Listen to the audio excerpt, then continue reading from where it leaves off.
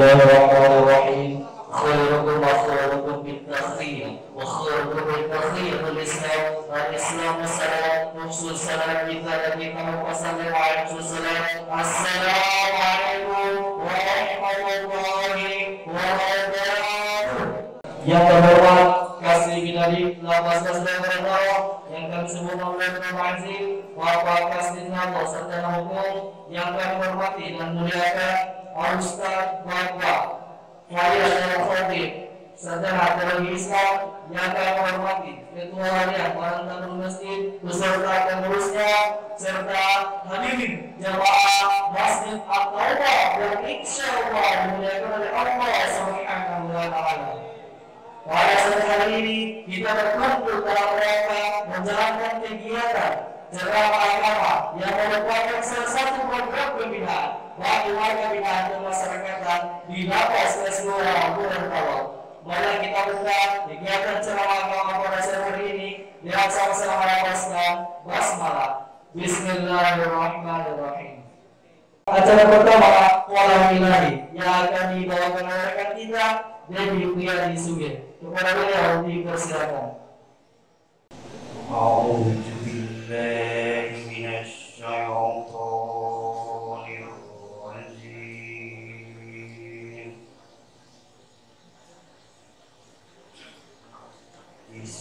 Bismillahirrahmanirrahim.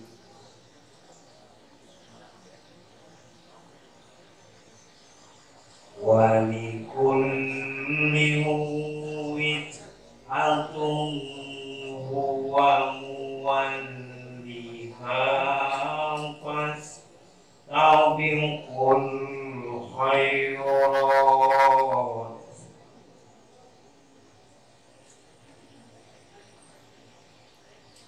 Wa likulli wijhatun wa muwalliha fastabiqul khairat.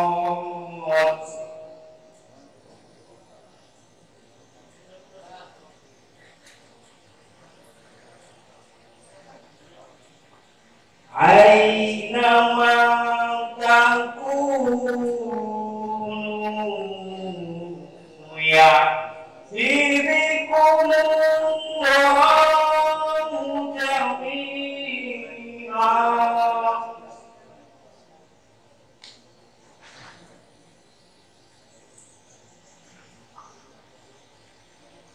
Inna Allaha kulli syai'in qadir. Shadaqallahul azim. Assalamualaikum warahmatullahi wabarakatuh. Acara selanjutnya arahan yang akan disampaikan oleh Kasih Binadi. Kepada Bapak waktu dan tempat disediakan. Baik, terima kasih. Assalamualaikum warahmatullahi wabarakatuh. Bismillahirrahmanirrahim. Shallallahu alaihi wasallam. Yang sama-sama kita hormati, kita muliakan Al-Quran pada saat Al-Quran. Jadi sebenarnya beliau tidak asing bagi kita. Hadir dari kegiatan beliau adalah imam dan waktu pada pelaksanaan hari ini. Dan beberapa kali melaksanakan kegiatan berapapun ataupun kegiatan di Jawa. Kemudian yang akan berlanjut adalah kemudian seluruh pengurus dan memang dan juga Allah Subhanahu wa taala. Tentunya alhamdulillah kepada Allah Subhanahu wa taala seperti nanti kita bisa berkumpul di tempat ini dalam rangka kegiatan bagian ilmu atau majelis ilmu di Lapas Keseluruhan Gorontalo, kemudian salawat dan salam agar kita sampaikan kehadiran di zaman Ustaz Muhammad sallallahu alaihi wasallam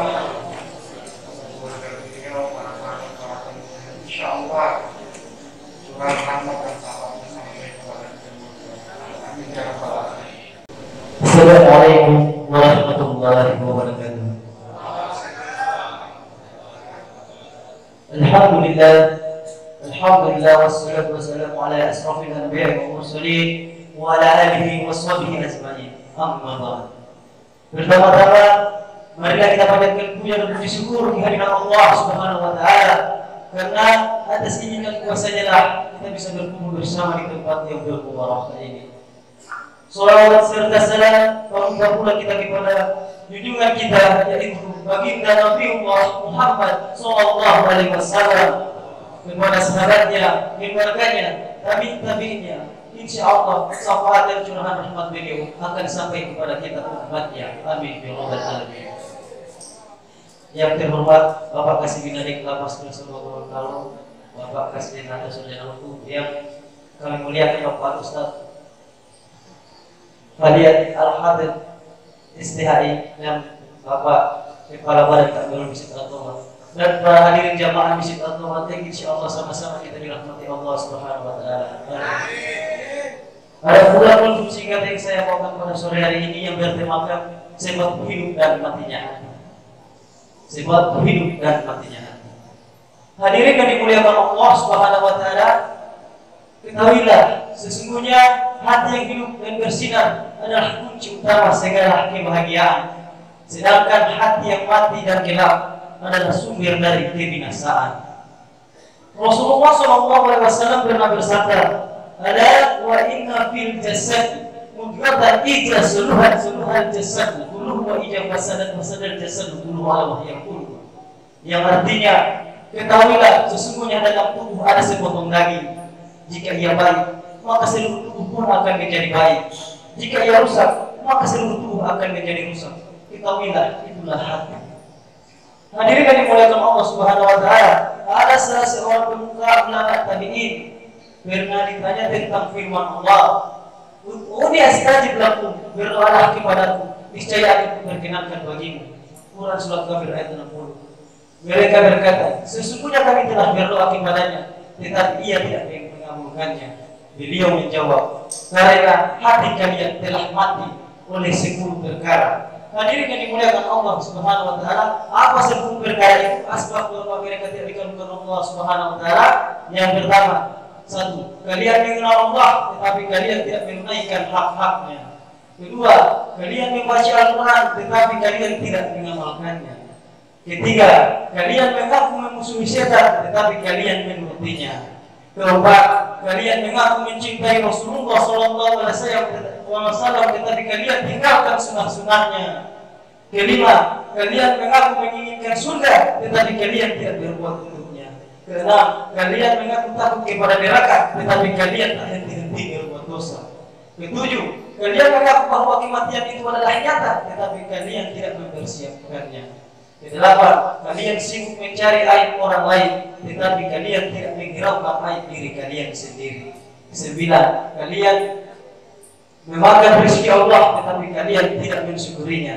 Dan yang terakhir, kalian mengubur orang mati tetapi kalian tidak mengambil pelajaran darinya. Hadirin yang dimuliakan Allah Subhanahu wa taala, itulah 10 perkara asbab mereka tidak dikabulkan Allah Subhanahu wa taala.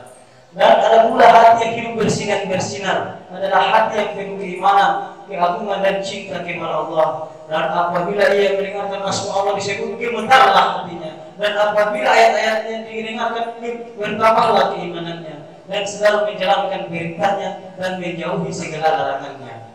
Hadirin dimuliakan Allah Subhanahu wa taala, sekian dulu untuk singkat saya pada sore hari ini. Lebih kurangnya saya mohon maaf. Yang benar datangnya dari Allah, yang salah datangnya dari kehidupan diri saya sendiri. Saya bukan seorang penceramah, tapi saya seorang pendosa yang insya Allah akan keluar dari sini untuk menjadi pendakwah. Amin. Inna Allah la yajuz aswarikum wa amwalikum wa la yajuzillahu bikum wa amalikum. Sesungguhnya Allah tidak memandang uang dan hartamu, tetapi Allah memandang hatimu dan amalmu. Khairul kalam taufiq wal hidayah. Wassalamualaikum warahmatullahi wabarakatuh.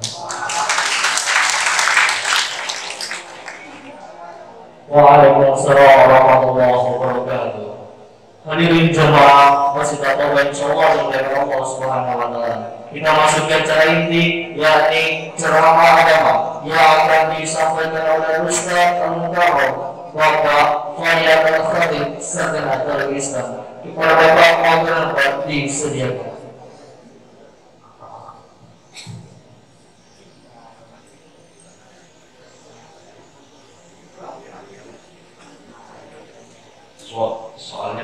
semuanya berdiri. Jadi saya juga ikut berdiri. Kalau bapak-bapak kan suka berdiri.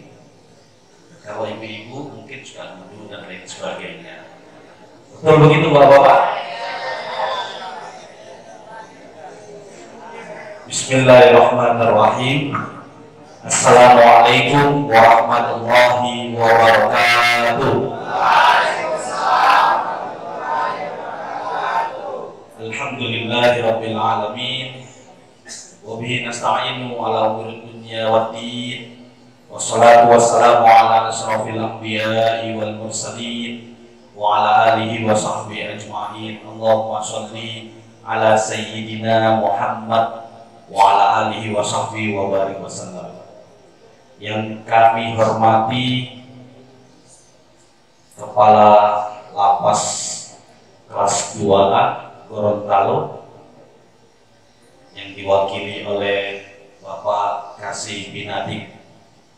Alhamdulillah sudah beberapa kali kami bertemu di tempat ini, dan alhamdulillah saya sendiri sudah beberapa kali datang ke tempat ini. Beberapa hari lalu dihubungi untuk mengisi kajian hadis hari Selasa.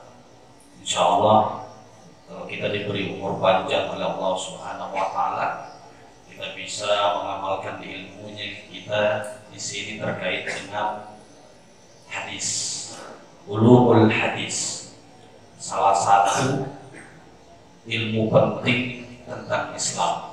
Kita tidak akan bisa mengerti dan memahami agama ini kalau tidak bisa bahasa Arab, kunci itu. Makanya diajarkan di sini ada tahsinnya, ada tajwidnya, ada qiraahnya, dan segala macam. Yang tadi saya sudah berbincang beberapa saat dengan Pak Amrin. Pak Amrin menyampaikannya bahwa di sini merupakan percontohan sebagai lapas pesantren. Jadi katanya ada 2 di Indonesia, salah satunya di Gorontalo. Alhamdulillah. Mudah-mudahan Allah memberikan berkah. Allahu Akbar. Insyaallah. Yang kami hormati Ketua Badan Takmirul Masjid At-Taubah, tempat orang bertaubat. Taubah. Terima kasih kepada moderator tadi yang berbicara ini hebat-hebat. Saya jadi grogi. Tadi yang ada yang sudah kultum, alhamdulillah keluar dari sini sebagaimana keinginan dan niatnya, insya Allah menjadi pendakwah. Mudah-mudahan keinginan kita sejalan dengan keinginan Allah. Itu yang dinamakan taufik. Taufik itu kehendak kita, keinginan kita itu bertemu dengan keinginan Allah atau kehendak Allah. Jadi kalau kita niat untuk sholat tahajud nanti malam hari, misalkan kita ingin sholat tahajud, ternyata nanti malam kita bangun bisa melaksanakan sholat tahajud di ruangan masing-masing, di kamar masing-masing atau di wisma masing-masing, itu disebut dengan taufik. Jadi kita selalu bermohon kepada Allah untuk dianugerahi taufiknya, hidayahnya dari Allah. Ketika keinginan kita bersatu, sejalan, bertemu dengan keinginan Allah, itulah yang disebut dengan taufik. Tetapi kita niat untuk sholat tahajud nanti malam, tapi karena aktivitas yang padat dan lain sebagainya, atau mungkin sakit perut, jadi tidak bangun, berarti itu tidak mendapatkan taufik. Tapi apakah dicatat oleh Allah mendapatkan pahala? Dicatat atau tidak oleh Allah mendapatkan pahala? Mendapatkan pahala. Kata Nabi, niyatul mu'min khairun min amalihi. Niat seorang mukmin mukmin itu lebih baik dari amalnya. Makanya kita diajarkan oleh Nabi untuk memperbanyak niat kebaikan. Kita berniat saja pasti akan dibalas oleh Allah dengan kebaikan tersebut. Dalam Al-Quran, man jaa bil hasanati falahu asyru amsalha. Barang siapa yang datang menuju Allah, menghadap kepada Allah dengan membawa kebaikan, maka akan dibalas 10 kali lipat. Bayangkan. Tapi innamal a'malu bin niyat. Artinya apa, Bapak? Sesungguhnya setiap perbuatan itu berdasarkan niatnya. Tapi sebetulnya hadis itu panjang. Hadis itu panjang, Bapak Ibu. Innamal a'malu binniyat. Wa man kana hijratuhu ila Allahi wa rasulihi, wa hijratuhu ila Allahi wa rasulihi. Wa man kana hijratuhu ila dunya wa imra'atin ila dunya yusibuha wa imra'atin yunkiha, wa hijratuhu ila ma hajara ilaihi. Jadi sesungguhnya setiap pekerjaan, setiap perbuatan itu berdasarkan niatnya masing-masing. Sekarang kalau dia berniat hijrah karena Allah dan Rasulnya, maka Allah akan membalas. Tapi kalau niatnya karena dunia, maka dunia yang akan datang kepada dia. Kalau niatnya hijrah karena akhirat, maka akhirat dan dunia akan datang kepada dia. Seperti contoh orang tanam padi. Kadang yang tumbuh itu bukan cuma padi. Apa yang biasa tumbuh? Kadang ada rumputnya, kadang ada enceng gondoknya, kadang ada tanaman hama lainnya. Kalau kita berniat melakukan sesuatu karena akhirat, maka akhirat dan dunia akan datang kepada kita. Tapi kalau kita tanam rumput, tidak akan tumbuh padi. Betul? Tidak akan dapat apa-apa. Tapi kalau kita tanam padi, pasti akan muncul rumput juga, muncul dunianya. Padi kita tanam untuk akhirat kita, untuk mendapatkan bekal kita menuju akhirat. Dan insya Allah dunia pun akan datang kepada kita. Makanya kalau kita sebagai seorang muslim, Rasulullah mengajarkan untuk memperbanyak niat. Perbanyak niat. Perbanyak niat dimanapun dan kapanpun untuk kebaikan. Jadi ketika kita berniat, maka akan dibalas satu. Kita berniat satu, maka dibalas satu. Tetapi kita ketika mengerjakan dengan tenaga dan pikiran, maka akan dibalas 10 kali lipat kebaikan.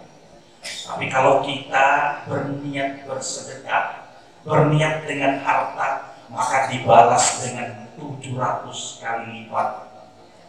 Kalau kita mengerjakan kebaikan dengan kekuatan dan pikiran, Allah akan membalas berapa kali?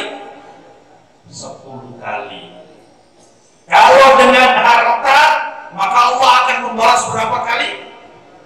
700 kali. Wallahu yudha'ifu liman yasha. Jadi Allah akan melipat gandakan, bisa 700 kali, bisa 7.000 kali, bisa 700.000 kali, bisa 7 juta kali. Kalau kita berbuat kebaikan dengan harta, Allah akan balas 700 kali lipat. Tapi kalau kita berbuat kebaikan dengan tenaga dan pikiran, Allah akan membalas 10 kali lipat. Wa man jaa bis-sayyi'ati fala yujza illa mislaha. Barang siapa yang datang kepada Allah dengan membawa keburukan, maka dia akan dibalas dengan apa yang dia kerjakan.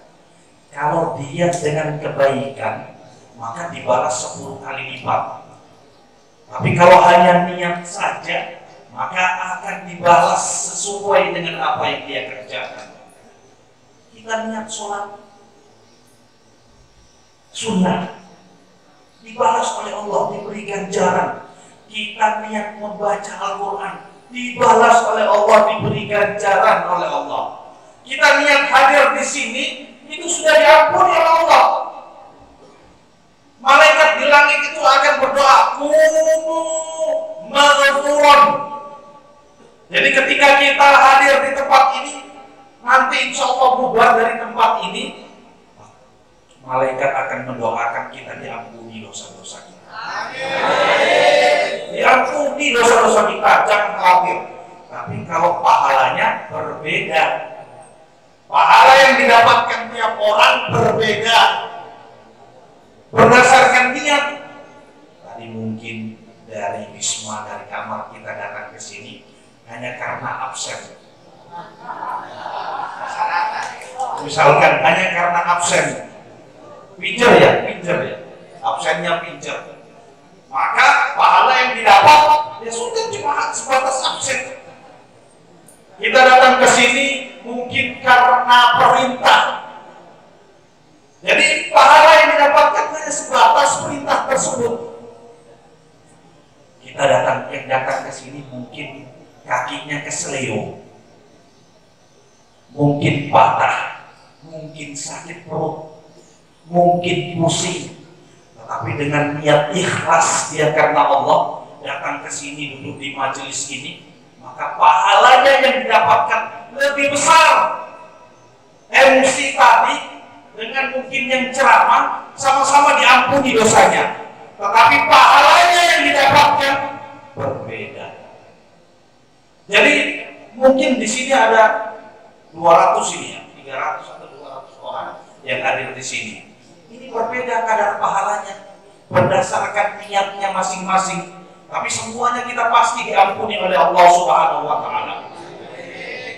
Oleh karena itu, tanamkan dalam hati niat kita untuk selalu berbuat kebajikan. Ini selasar masjid ya, termasuk bangunan masjid ini kan. Untuk sholat kan ini? Iya, untuk sholatnya. Waktu saya jadi imam waktu khutbah hari raya, di sini kan sholat.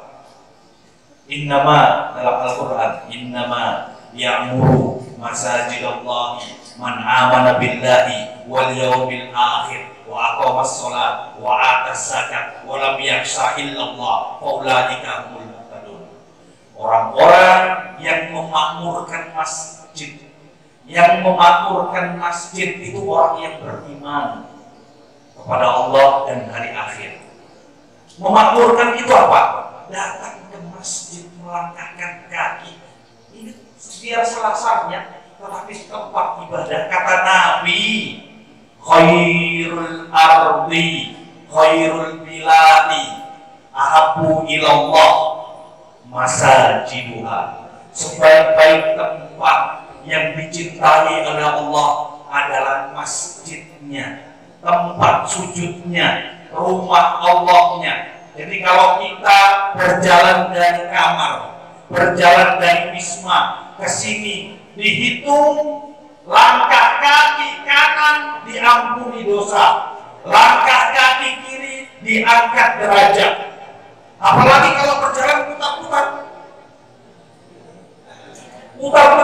seperti Pak Amrit tadi. Saya lihat kan dari sana, dari sini mungkin nunggu datang, saya datang, terus kemudian putar dan lain sebagainya, kemudian duduk lagi, tidak melakukan apapun.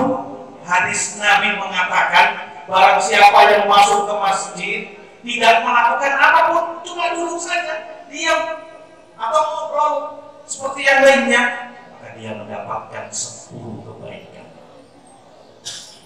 Allahu Akbar. Hadis Nabi, hadis sahih. Jadi sebetulnya saya mau bicara tentang hadis ini, tapi insya Allah nanti lain kali. Kalau yang dhaif itu boleh kita amalkan selama tidak termasuk ibadah peribadatan. Kalau muamalah, kalau kita amalkan tidak apa-apa. Kalau yang muamalah ma'anas dan lain sebagainya, kalau kita amalkan tidak apa-apa. Seperti contoh hadis-hadis yang dhaif. Awaluhu maghfirah, awwaluhu rahmah, awsatu maghfirah wa akhiru itqun minan nar. Jadi 30 hari bulan puasa itu hadis dhaif sebetulnya itu. Itu hadis dhaif. 10 hari pertama adalah berisi rahmat. 10 hari kedua adalah ampunan. 10 hari ketiga adalah pembebasan dari api neraka. Sebetulnya menurut ulama hadis itu hadis dhaif. Tetapi kalau untuk memotivasi diri kita supaya kita lebih rajin beribadah selama bulan Ramadan, tidak apa-apa. Karena apa? Rahmat Allah akan turun kapanpun.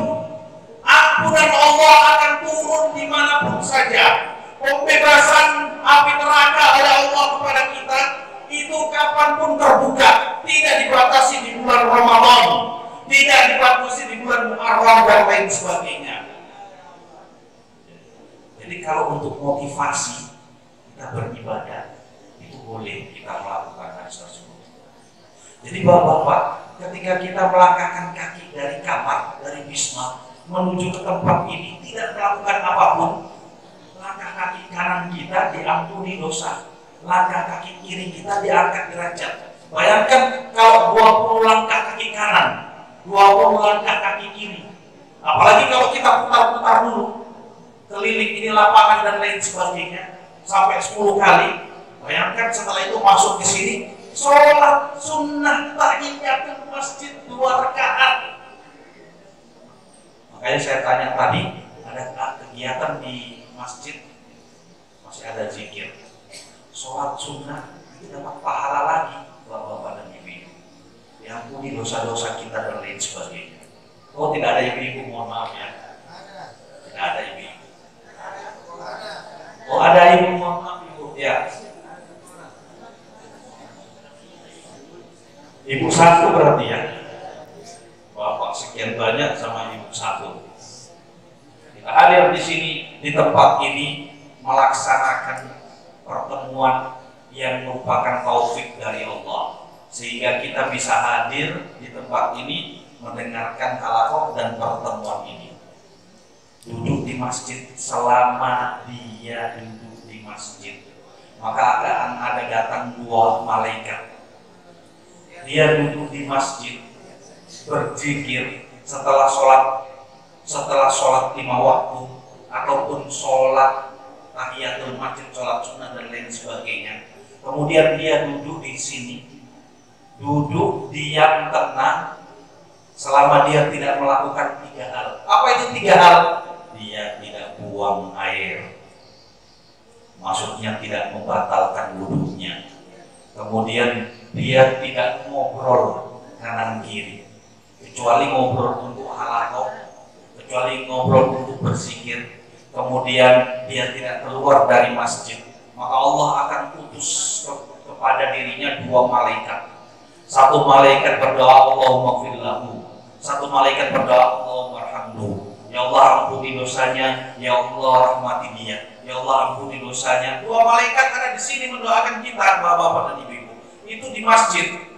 Jadi kalau kita niat berbuat baik dan kita lakukan niat tersebut, pahala yang kita tunaikan demikian banyak dibandingkan dengan umur kita yang hanya 50 tahun, hanya 60 tahun, hanya 70 tahun, hanya 80 tahun. Dibandingkan umur umat-umat dahulu, umat dahulu itu sudah 100, 200, 300, 1000, 2000 dan lain sebagainya. Umur Nabi Ibrahim 300 tahun lebih, umur Nabi Musa 200 tahun lebih, umur Nabi Nuh 950 berdakwah itu. Berdakwah selama 950 tahun. Umur beliau 1050. Umur Nabi Adam 1100 tahun. Umur Siti Hawa 950 tahun. Jadi umur umat dahulu panjang-panjang. Tinggi badannya pun bukan main. Nabi Adam tinggi badannya 30 meter, 60 hasta. Siti Hawa 25 meter. Jadi insya Allah kalau kita dibangkitkan nanti di hari kiamat, kita akan dibuat tinggi dan besar seperti Nabi Adam yang 30 meter. Kalau masuk surga, amin. Maka kita akan merasakan kenikmatan Allah yang luar biasa. Tapi kalau masuk neraka, na'udzubillah, kalau kita masuk neraka, jarak badan kita itu 10 meter lebarnya. Jadi setiap inci tubuh kita itu akan merasakan siksaan dari Allah. Karena apa? Tubuh kita dibuat membesar. Jadi setiap inci itu akan disiksa oleh Allah. Makanya mumpung kita masih hidup di tempat ini, kita ditempa di pesantren ini, lapas pesantren ini, yang insya Allah keluar dari pesantren menjadi pendakwah, yang keluar insya Allah jadi orang baik, meluruskan masyarakat. Allah, amin. Hujan turun, gerimis turun, rahmat Allah. Makanya kalau gerimis turun, jangan berteduh. Jangan berteduh. Kalau gerimis turun atau hujan, berjalan di tengah sambil berdoa. Berdoa apapun akan dikabulkan oleh Allah. Ketika hujan turun, yang pertama jangan lari. Jadi cukup berjalan pelan, tapi jangan juga hujan-hujan nanti sakit demam apa segala macam. Baru nanti apotek atau apa namanya balai kesehatannya. Jadi ketika hujan pertama turun, biar rintik itu menerpa wajah kita, kita berdoa kepada Allah. Itu rahmat pertama diturunkan ketika kita berdoa, maka akan dikabulkan oleh Allah. Jadi doa kita di sini kan cuma doa, betul? Doa. Dan mudah-mudahan kita keluar dari sini menjadi orang yang baik, orang yang soleh. Hati kita terjaga, hati kita bersih, hati kita lurus. Kita latih di sini seperti ceramahnya adik kita tadi, siapa namanya? Faisal Jafar. Karena hati seseorang itu akan dihisab oleh Allah berdasarkan hati. Karena hati sumber niat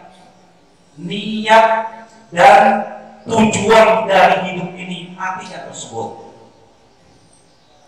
Untuk mengakhiri ceramah saya akan sampaikan sebuah cerita. Mungkin ada yang sudah pernah dengar. Ada sahabat Nabi yang terkait dengan hati ini. Ketika Rasulullah berada di Masjid Nabawi, sedang memberikan halaqah kepada sahabatnya, memberikan kajian tentang keimanan, kajian tentang hari akhir, kajian tentang akhlak dan lain sebagainya. Rasulullah menyampaikan, sebentar lagi akan muncul di hadapan kita seorang penghuni surga, seorang ahli surga, katanya begitu. Terus masuk orang tua bawa sandalnya, berjenggot, orang tua, dan dikenal oleh sahabat, beliau ini mantan Yahudi, mantan pendeta Yahudi. Masuk masjid melaksanakan sholat sunnah di pojok ujung. Kemudian setelah itu Rasulullah melaksanakan sholat maghrib berjamaah, sholat waktu berjamaah, sudah bubar masing-masing. Esok harinya Rasulullah mengadakan halaqah lagi, dihadiri oleh para sahabat. Kemudian Rasulullah menyampaikan, sebentar lagi akan muncul di hadapan kita seorang penghuni surga. Bayangkan, masih hidup tapi dicap oleh Nabi sebagai penghuni surga. Masih hidup tapi kata Nabi dia penghuni surga. Berarti di kuburnya selamat, di akhiratnya selamat, di jembatan Shirathul Mustaqimnya dia selamat. Bayangkan kita, di mana kita berada itu. Makanya kita mencontoh sahabat ini. Dilihat orang yang sama yang datang, bekas air wudhu mukanya meneteskan keteng sandalnya ditaruh di sampingnya. Jangan berharap, jangan mengira bahwa masjid Nabi ini seperti kita. Tidak, tanahnya masih pasir. Kalau hujan becek, di atas tutup daun umbia. Kayu-kayunya cuma pohon jati atau pohon kurma dan lain sebagainya. Jadi hari kedua disebutkan dengan perkataan yang sama, yang muncul orang yang sama. Orang tua mantan pendeta Yahudi. Hari ketiga kumpul sahabat. Disebutkan Nabi akan muncul di hadapan kita seorang penghuni surga, ahli surga. Muncul lagi bapak tua tersebut. Ada seorang sahabat yang bernama Ibnu Amr bin Ash. Ibnu Amr, Abdullah bin Amr bin Ash, anaknya komandan pasukannya, panglima perang Nabi Amr bin Ash, yang berhasil menduduki 2/3 dunia. Amr bin Ash sebagai panglima perang Nabi punya anak namanya Abdullah. Abdullah ini setiap harinya bisa menyelesaikan membaca Al-Quran 30 juz. Tiap hari dia ngaji bisa selesai 30 juz. Tiap hari selalu ikut beramal bersedekah dengan ayahnya. Abdullah ini haus akan kebajikan. Jadi ketika Nabi mengatakan 3 kali berturut-turut selama 3 hari, akhirnya dia penasaran apa yang dilakukan oleh bapak tua ini, sehingga dijuluki oleh Nabi sebagai ahli surga. Diikuti. Waktu dia pulang ke rumahnya diikuti. Sampai di rumah, assalamualaikum bapak tua. Oh iya, kenapa nak? Saya ini lagi berkelahi dengan bapak saya. Padahal itu alasannya dia, bukan betul. Saya disuruh sama bapak saya ini melaksanakan suatu pekerjaan, saya tidak mau, makanya saya lari. Mohon izinkan saya untuk menginap di rumah Anda selama beberapa hari. Karena orang tua ini sudah kenal siapa Abdullah, diizinkan. Ya, silakan. Siapa orang tua tersebut? Abdullah bin Salam namanya. Abdullah bin Salam, salah satu pendeta Yahudi yang masuk Islam. Dia nginap di rumahnya. Hari pertama diperhatikan. Jadi malam hari dia menunggu, pura-pura tidurnya Abdullah. Jadi dilihat amal ibadahnya biasa-biasa saja. Sholatnya ya 5 waktu, hanya sholat berjamaah dengan Nabi. Setelah itu pulang dia beraktivitas seperti biasa. Malam dia tidak bangun untuk sholat tahajud, tidak bangun untuk sholat malam. Siang dia tidak sholat duha. Jadi aktivitasnya hanya 5 waktu. Ketika dia masuk, perhatikan hari pertama, tidak ada kelebihan dari amalannya. Kemudian hari kedua, dia pura-pura tidur malam harinya, berjaga, selalu di sampingnya ini Abdullah bin Salam. Tidak ada amalan-amalan istimewa yang dikerjakan. Hari ketiga pun begitu. Kemudian sudah, dia minta izin pulang pamit. Wahai Syekh, saya mau pamit. Oh ya silahkan. Sebetulnya saya ini tidak ada masalah dengan orang tua saya. Tetapi saya ini cuma mau melihat, mau belajar dari antum. Amalan apa yang antum kerjakan sehingga Nabi menjuluki antum itu sebagai penghuni surga. Orang yang masih hidup di dunia tapi sudah diberi kabar gembira sebagai penghuni surga. Kemudian saya tidak melakukan apapun. Cuma ada satu amalan yang saya kerjakan, yakni saya menjaga hati. Sebelum tidur malam, saya ikhlaskan segala kesalahan orang-orang yang berbuat salah dan jahat kepada saya. Saya maafkan kesalahannya. Tapi jangan dengan saya ngomong ini, berbuat seenaknya, berbuat yang seenaknya kepada yang lainnya. Tidak. Bukan. Jadi, dia memaafkan semua kesalahan orang. Dia bersihkan hatinya dari segala prasangka. Dia bersihkan hatinya dari segala suuzon. Dia buang-buang jauh ini prasangka dalam hatinya dan berharap selalu, berhusnudzon selalu kepada Allah. dan husnuzon kepada Allah, maka itulah yang merupakan kunci utama sehingga dia dijuluki sebagai seorang ahli surga oleh Allah Subhanahu wa Ta'ala. Sampai jam berapa ini? Sudah boleh? Sudah boleh ya, terima kasih. Insya Allah kita bertemu lagi di lain kesempatan. Cuma pesan saya, jangan bosan-bosan untuk berniat melakukan kebaikan. Karena ketika kita berniat, kita akan dicatat pahala. Kita hadir di sini diampuni dosa-dosa kita oleh Allah, tapi pahala kita tergantung niat kita. Orang yang pendapatannya satu hari 100.000 dengan orang yang pendapatannya satu hari 1 juta, ketika dia bersedekah sama-sama senilai 50.000, maka pahalanya apakah sama? Tidak sama. Yang pendapatannya 100.000, dia bersedekah 50, berarti sisa 50 untuk kebutuhan hidup sehari-hari. Maka ketika dia bersedekah 50 bersama dengan orang yang pendapatannya 1 juta, dia bersedekah 50, maka dia mendapatkan pahala yang berbeda. Makanya sesuai dengan niat kita. Kalau niat kita dengan kebaikan sungguh-sungguh karena Allah, meskipun sakit kita niat untuk melaksanakan kebaikan, meskipun pusing kita niat untuk melaksanakan kebaikan, meskipun mencret kita niat untuk sholat berjamaah zuhur asar di masjid, maka pahala yang kita dapatkan besar dan luar biasa. Terima kasih, mohon maaf atas segala kekurangan. Billahi taufiq wal hidayah. Wassalamualaikum warahmatullahi wabarakatuh. Ila hadratin Nabi Mustafa Rasulullah sallallahu alaihi wasallam, khususan ilaina jami'an, asallahu yuwafiquna, asallahu yu'tina taufiqan wa hidayatan ala hadin niyya wa likulli niyyatin shalihah. Ila hadratin Nabi Mustafa Rasulullah sallallahu alaihi wasallam. Al-Fatihah.